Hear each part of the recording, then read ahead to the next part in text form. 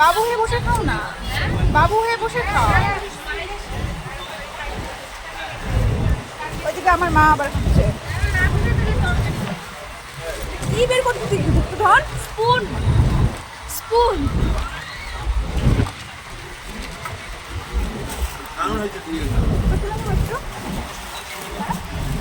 খুঁজে পাচ্ছি না চামচ।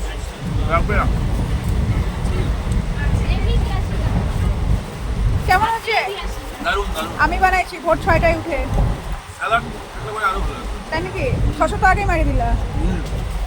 এবারে কুম্ভকর্ণার ছবি তুলো। ও কাকির কি নিরামিষ?